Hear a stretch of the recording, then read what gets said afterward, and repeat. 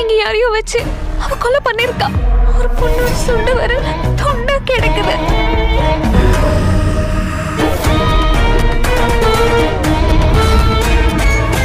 Welcome to my channel. இன்னைக்கு இந்த வீடியோவில் தரமான 5 சஸ்பென்ஸ் த்ரில்லர் படங்களை பற்றி தான் பார்க்க போகிறோம். இந்த 5 படங்களும் தமிழ் டப்பிங்லேயே இருக்குது. சரி, ஓடிடியில் போய் பார்க்கணுமான்னு கேட்டிங்கன்னா அதுக்கான அவசியமே கிடையாது. ஏன்னா இந்த 5 படமும் தமிழ் டப்பிங்கோட யூடியூப்பில் ஃப்ரீயாகவே அவைலபிளாக இருக்குது.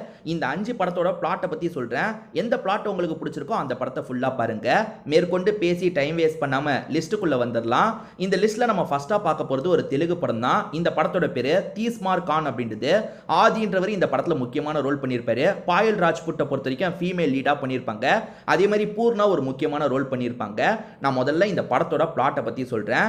ஆக்சுவலாக ஆதியை பொறுத்த வரைக்கும் பேரண்ட்ஸு சரி இருக்க மாட்டாங்க. எப்போ பாரு அடிக்கிற பேரண்ட்ஸாக இருப்பாங்க. இவரை பெருசாக கண்டுக்காத பேரண்ட்ஸாக இருப்பாங்க. ஏறக்குறைய பூர்ணாவோட வீட்டை சேர்ந்தவங்களும் அப்படி தான் இருப்பாங்க.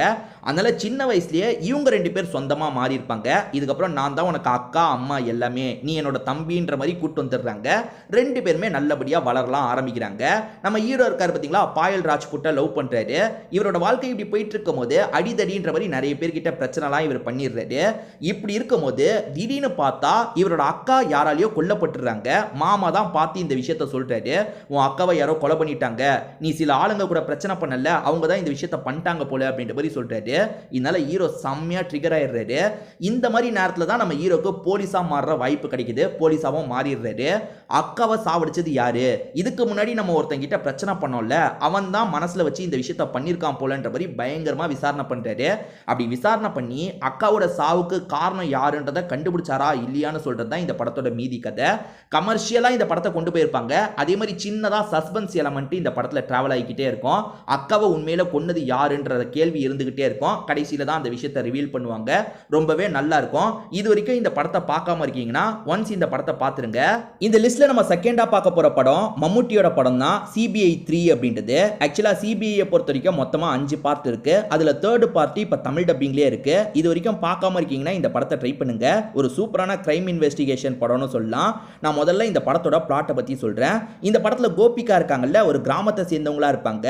அந்த கிராமத்துல இவங்களுக்கு சொந்தமா ஒரு பெரிய வீடு இருக்கு. அரண்மனை வீடுன்னு சொல்லுவாங்கல்ல, அந்த மாதிரி பெரிய வீடு இருக்கு. அதனால இவங்களுமே இவங்க கூட படிக்கிற பொண்ணுங்களெல்லாம் வீட்டுக்கு கூட்டு வந்திருக்காங்க. ஒரு 2-3 பொண்ணுங்க இவங்க வீட்டுக்கு வந்திருக்காங்க. கோபிகா இவங்க வீட்டை பத்திலாம் சொல்றாங்க. இந்த வீட்டுல சில அமானுஷ்யமான விஷயமும் இருக்கும். அது என்னன்னா, பூஜார மாதிரி ஒரு இடம் இருக்கும். இந்த இடத்துல சில அமானுஷ்யம் இருக்கு, யாருமே நைட்டு நேரம் இந்த இடத்துக்கு வரமாட்டோம் அப்படின்ற மாதிரிலாம் சொல்லிட்டாங்க. இதெல்லாம் கேட்டுட்டு இருக்க கோபிகாவோட ஒரு ஃப்ரெண்டுக்கு கியூரியாசிட்டி அதிகமாகுது. என்ன இவ என்னென்னமோ சொல்றா, நைட்டு நேரம் நம்ம செக் பண்ணா என்னன்ற மாதிரி அந்த பொண்ணு யோசிச்சிருப்பாங்க. நைட்டு நேரம் அந்த பொண்ணு வெளியே வந்து செக்லாம் பண்ணிட்டு இருக்காங்க. அப்படி வந்த பொண்ணு இறந்து போயிடுறாங்க. ஆக்சிடென்ட் அப்படின்ற மாதிரி போலீஸுங்களும் கேஸ் எல்லாம் முடிச்சிடுறாங்க. ஆனா அந்த கேஸ் ஒரு ஸ்டேஜில் நம்ம மம்முட்டி கிட்ட வருது. ஏன்னா கோபிகாவோட ஃபியான்சேவும் கோபிகாவும் சேர்ந்து உண்மையான குற்றவாளியை கண்டுபிடிக்கணும். இது ஆக்சிடென்ட் கிடையாது, கொலை தான். யார் இந்த விஷயத்தை பண்ணாங்கன்றதை கண்டுபிடிக்கணுன்றதுக்காக CBIக்கு இந்த கேஸை கொண்டு வந்துடுறாங்க. அப்படிதான் மம்முட்டி இந்த கேஸுக்குள்ள வராரு. மம்முட்டியும் விசாரிக்க ஆரம்பிக்கிறாரு. அப்ப அந்த நாள் நைட்டு என்னெல்லாம் நடந்தது எல்லா டீட்டெயிலையும் கலெக்ட் பண்ணோம் அப்படின்ற மாதிரி கொஞ்சம் கொஞ்சமா டீட்டெயிலாம் கலெக்ட் பண்றாரு. அப்படி கலெக்ட் பண்ணி உண்மையான குற்றவாளியை கண்டுபிடிச்சாரா இல்லையான்னு சொல்றது தான் இந்த படத்தோட மீதி கதை. ரொம்பவே சூப்பரான படம்னு சொல்லலாம். கொஞ்சம் லென்த்தா இருக்கும் படம். ஏன்னா அந்த டைம்ல வந்து 2.5 மணி நேரம் 2.25 மணி நேரம் சகஜமா எல்லா படமும் இருக்கும்ல, அந்த மாதிரி இந்த படத்தோட லென்த்தும் கொஞ்சம் அதிகமா இருக்கும். ஆனா நல்லா தான் இருந்தது. அதே மாதிரி தமிழ் டப்பிங்குமே நல்லா தான் இருந்தது. இது வரைக்கும் பார்க்காம இருக்கீங்கன்னா ஒன்ஸ் இந்த படத்தை ட்ரை பண்ணி பாருங்க. இந்த லிஸ்ட்ல நம்ம 3ஆவதா பார்க்க போற படத்தோட பேரு கொன்றால் பாவம் அப்படின்றது. இந்த படத்துல வரலட்சுமி சரத்குமாரும் சந்தோஷ் பிரதாப்பும் இணைஞ்சு நடிச்சிருப்பாங்க. இது ஒரு சூப்பரான கிரைம் த்ரில்லர் படம்னு சொல்லலாம். ஆக்சுவலா இந்த படம் முதல்ல கன்னட சினிமால தான் வெளியாச்சு. இந்த படத்தை ஏகப்பட்ட ரீமேக்லாம் பண்ணாங்க. அந்த மாதிரி தமிழ்லயும் ரீமேக் பண்ணியிருப்பாங்க. ஒரு சூப்பரான படம்னு சொல்லலாம். சின்ன கதை தான், அதை சொன்ன விதம் சூப்பரா இருக்கும். முடிவுல நீங்க கொஞ்சம் கூட எதிர்பார்க்காத ஒரு ட்விஸ்டும் வச்சிருப்பாங்க. உங்கள நிறைய பேர் இந்த படத்தை பார்த்துருக்க கூட வாய்ப்பு இருக்கு. அப்படி பார்க்காம இருக்கீங்கன்னா இந்த படத்தை ஒன்ஸ் ட்ரை பண்ணி பாருங்க. ஒரு கிராமத்துல ஏழ்மையான குடும்பத்தை காட்டுறாங்க. வரலட்சுமி சரத்குமார் பொண்ணு, அம்மா ஈஸ்வரி ராவா இருப்பாங்க. அதே மாதிரி அப்பா சார்லியா இருப்பாரு. ரொம்ப வறுமையில் இருக்காங்க. கடனை கூட இவங்களால அடைக்க முடியல. ரொம்ப கஷ்டத்துல இருக்கும் போது இவங்க வீட்டுக்கு ஒரு விருந்தாளி வராரு. அவரை பொறுத்த வரைக்கும் ஒரு 2 நாள் மட்டும் உங்க வீட்டுல தங்கிக்கிறேன் அப்படின்ற மாதிரி கேட்கிறாரு. இவங்களே கஷ்டத்துல இருக்காங்க, இருந்தாலும் பரவாயில்ல அப்படின்ற மாதிரி இவரை தங்க வச்சுக்கிறாங்க. இவர் ஒரு ஓரமா படுத்துக்கிறேன் அப்படின்ற மாதிரிலாம் சொல்லிட்டாரு. ஆக்சுவலாக இவர்கிட்ட நிறைய தங்கம் இருக்கிறத இந்த ஃபேமிலியை சேர்ந்தவங்க கவனிக்கிறாங்க. என்ன இவ்வளோ காசு வச்சிருக்கான், இவன் இந்த கிராமத்துக்கு வந்தது யாருக்குமே தெரியாது, ஏன்னா கிராமத்துக்கு வந்தோடனே நம்ம வீட்டுக்கு தான் வந்திருக்கான், இவன் வந்ததே யாருக்கும் தெரியாதுல்ல, இவனை சாவடிச்சு இவன் கிட்ட இருக்க நகையெல்லாம் எடுத்துக்கிட்டா என்னன்ற மாதிரி இந்த குடும்பம் யோசிக்கிறாங்க. ஏன்னா இந்த குடும்பம் அப்பேற்பட்ட கஷ்டத்தில் இருக்காங்க. வரலட்சுமி சரத்குமாரை பொறுத்த வரைக்கும் 32 33 வயசாயும் கல்யாணம் பண்ண முடியாமல் இருக்காங்க. அந்த வறுமையினால இவங்களுமே சாவடிக்கிறதுக்கு பிளான் எல்லாம் போடுறாங்க. முதல்ல அப்பா வேணான்ற மாதிரி சொல்லிட்டாரு, அம்மா வேணான்னு சொல்றாங்க. போக போக எல்லாருமே ஏத்துக்கிறாங்க. இவரை கொல்றதுக்கு நிறைய முயற்சி எடுக்கிறாங்க. கடைசியில் இவரை கொலை பண்ணாங்களா இல்லை இவங்களோட மனசு ஏதாவது மாறுச்சா, இதெல்லாம் சொல்றது தான் இந்த படத்தோட கதை. முடிவில் நான் ஏற்கனவே சொன்ன மாதிரி ஒரு சூப்பர் ட்விஸ்ட் வச்சிருப்பாங்க. அந்த ட்விஸ்ட் தான் இந்த படத்தோட ஹைலைட்டு. இது வரைக்கும் இந்த படத்தை பார்க்காம இருக்கீங்கன்னா ஒன்ஸ் இந்த படத்தை ட்ரை பண்ணி பாருங்க. இந்த லிஸ்ட்ல நம்ம நாலாவதா பார்க்க போறது ஒரு தெலுங்கு கிரைம் காமெடி த்ரில்லர் படம்னு சொல்லலாம். ஆக்சுவலா இந்த படத்தோட பேரு சாரே பங்காரு ராஜு அப்படின்றது. ஆனா தமிழ்ல இந்த படம் பங்காரு ராஜான்ற பேர்ல அவைலபிளா இருக்கு. சர்ச் பண்ணீங்கன்னா இந்த படம் உங்களுக்கு கிடைச்சிரும். ஏற்கனவே நாகார்ஜுனா நடிச்ச படத்து கூட உங்களுக்கு கன்ஃபியூஸ் ஆக வாய்ப்பு இருக்கு. பங்காரு ராஜான்ற மாதிரி போட்டீங்கன்னா இந்த படம் கண்டிப்பா உங்களுக்கு கிடைச்சிரும். சர்ச் பண்ணி பாருங்க. முதல்ல இந்த படத்தோட பிளாட்டை பத்தி சொல்றேன். ஒரு ஊரை நமக்கு காட்டுறாங்க. இந்த ஊர்ல மழை பெஞ்சா கிராமத்து மக்கள்லாம் ஒரு இடத்துக்கு வந்துருவாங்க. ஏன்னா மழை பெய்யும் போது மண்ணெல்லாம் கொஞ்சம் கொஞ்சமா ஒதுங்கும் பாத்தீங்களா. அப்ப இந்த ஊர் மக்களுக்கு சில வைரக்கல்லாம் கிடைக்கும். ஏன்னா வைரக்கல்லாம் நிறைய புதைக்கப்பட்டது இவங்களோட ஊரா இருக்கும். மழை பெய்யற டைம் அந்த இடத்துக்கு வந்து இவங்க வைரக்கல் எல்லாம் தேடிட்டு இருப்பாங்க. வைரக்கல் தேடும் போது நம்ம ஹீரோக்கும் வேற ஒருத்தனுக்கும் எப்ப பாரு பிரச்சனை வந்துகிட்டே இருக்கும். இந்த கல்லை நீ தான் எடுத்த, நான் தான் எடுத்தேன், ரெண்டு பேருமே மாத்தி மாத்தி சண்டைலாம் போட்டுட்டு இருப்பாங்க. இந்த மாதிரி எல்லாம் போயிட்டு இருக்கும் போது ஒரு ஸ்டேஜ்ல ஹீரோ கூட எப்ப பாரு சண்டை போடுறவன் அந்த இடத்துல இறந்து போயிருக்கான்.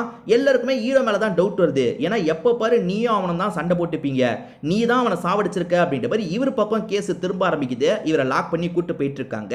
இவருமே போலீஸ் கிட்ட இருந்து தப்பிச்சிடுறாரு. உண்மையான குற்றவாளி யாருன்றதை நம்ம கண்டுபிடிக்கணும். உண்மையான குற்றவாளியை கண்டுபிடிச்சாதான் நம்ம இந்த கேஸ்ல இருந்து தப்பிக்க முடியும்ன்ற மாதிரி நிறைய முயற்சிலாம் எடுக்கிறாரு.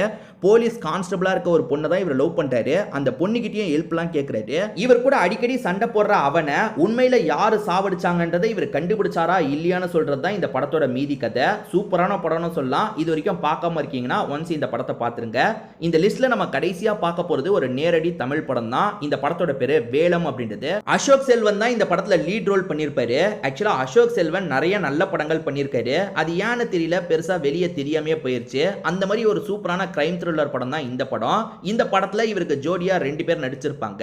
நான் முதல்ல இந்த படத்தோட பிளாட்டை பத்தி சொல்றேன். அசோக் செல்வனை பொறுத்த வரைக்கும் ஒரு ஹில் ஸ்டேஷன் பகுதியில தான் இருக்காரு. ஐஸ்வர்யா மேனனை ரொம்ப லவ் பண்றாரு. 2 பேருமே க்ளோஸா பழகிட்டு இருக்காங்க. அந்த டைம் அந்த இடத்துல ஒரு சீரியல் கில்லரோட நடமாட்டம் இருக்கு. போலீஸ்லாம் யாரும் தேவையில்லாம வெளியே வராதீங்க, கவனமா இருங்கன்ற மாதிரிலாம் சொல்றாங்க. ஆனா இவர் கேர்ள் ஃப்ரெண்டை கூட்டிட்டு நைட்டு நேரம் வெளியே வந்துட்டு இருக்காரு. இவரோட கேர்ள் ஃப்ரெண்ட் ஐஸ்வர்யா இருக்காங்கல்ல, அந்த கில்லரால அன்னைக்கு நைட்டு கொல்லப்படுறாங்க. இவர் மயக்கத்துல இருந்திருப்பாரு. என்ன நடந்தது அப்படின்றது இவருக்கு தெரிய மாட்டேங்குது. ஆனா அதுக்கப்புறம் அந்த கில்ட்டை விட்டு இவரால வெளியவே வர முடியல. நம்ம உசாரா இருந்திருந்தா கேர்ள் ஃப்ரெண்டை காப்பாத்திருக்கலாமே, கேர்ள் ஃப்ரெண்டை சாவடிச்சு அந்த கில்லரை நம்ம விடக்கூடாது, எப்படியாவது கண்டுபிடிக்கணும் அப்படின்ற மாதிரிலாம் யோசிக்கிறாரு. நிறைய முயற்சிலாம் எடுத்துட்டு இருக்காரு. அப்பதான் ஜனனி இவரோட லைஃப்ல வராங்க. இவரை லவ் பண்றதா சொல்றாங்க. ஆனா இவரை பொறுத்த வரைக்கும் அந்த லவ்வை ஏத்துக்க மாட்டாரு. எப்படியாவது அந்த கில்லரை நான் கண்டுபிடிச்சு பழி வாங்கணும் அப்படின்ற மாதிரி கண்டுபிடிக்கிறதுக்கு நிறைய முயற்சிலாம் எடுக்கிறாரு. கடைசியில அந்த கில்லரை கண்டுபிடிச்சாரா இல்லையான்னு சொல்றது தான் இந்த படத்தோட மீதி கதை. ரொம்பவே ஒரு சூப்பரான படம்னு சொல்லலாம். பார்க்காம இருக்கீங்கன்னா பாத்துருங்க. இந்த லிஸ்ட்ல நான் 5 படங்களை பத்தி சொல்லியிருக்கேன்ல, இந்த 5 படங்கள்ல எந்தெந்த படங்களை நீங்க பார்த்திருக்கீங்க, அதுல எது உங்களுக்கு பிடிச்சது, எது உங்களுக்கு சுத்தமா பிடிக்கலன்றதை கமெண்ட் செக்ஷன்ல சொல்லுங்க. இந்த வீடியோவை பார்க்குற மற்றவங்களுக்கு அது யூஸ்ஃபுல்லா இருக்க வாய்ப்பு இருக்கு.